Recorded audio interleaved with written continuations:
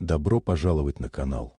Это моя авторская история о том, как один случайный вечер в элитном ресторане изменил судьбы и вскрыл правду. Приятного просмотра. История произошла в Сиэтле, в закрытом ресторане на верхнем этаже небоскреба, куда попадали только самые влиятельные люди города. Вечер шел по строгому сценарию до момента, когда 7-летняя девочка по имени Эмили сорвалась в приступ паники. Громкий звук разбитой посуды стал для нее последней каплей.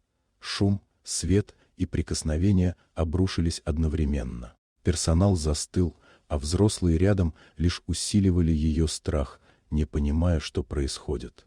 За происходящим наблюдала официантка Мейсон Кларк, молодая женщина с изношенной обувью, долгами за аренду и больной матерью дома. Она узнала в состоянии ребенка то, что когда-то видела у младшего брата. Не спрашивая разрешения, Мейсон приглушила свет в зале и села рядом с девочкой, не прикасаясь к ней и не привлекая внимания. Простое, тихое действие разорвало цепочку паники, и через полминуты Эмили смогла снова дышать ровно.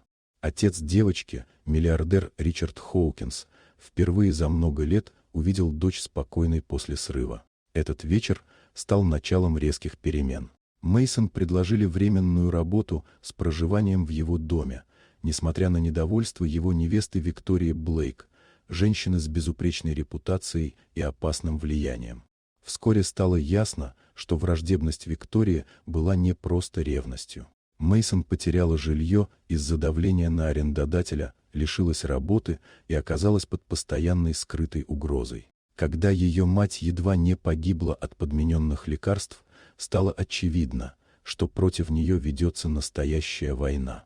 Расследование вскрыло, что Виктория использовала поддельную личность, выводила деньги со счетов Хоукинса и готовила побег, не останавливаясь перед насилием. Попытка похищения Эмили стала ее последней ошибкой. Благодаря собранным доказательствам и своевременному вмешательству преступная схема рухнула, а виновные понесли наказание.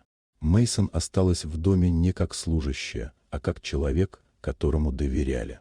Она не лечила Эмили, не исправляла ее. Она принимала ее такой, какая она есть, создавая вокруг пространство безопасности. Со временем это изменило и самого Ричарда, привыкшего измерять все контролем и деньгами. Спустя годы их семья стала известна не богатством, а благотворительными программами поддержки детей с сенсорными особенностями.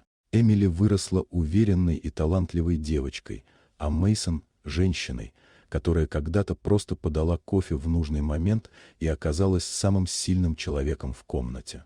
Эта история началась с тишины в ресторане и доказала, что настоящая сила не во власти и статусе, а в умении сделать мир тише для того, кому он слишком громок. Вот такая удивительная история. Дорогие друзья, напишите в комментариях, откуда вы смотрите это видео. А если вам понравилась история, то поставьте лайк, а также подписывайтесь на канал, впереди еще много интересного.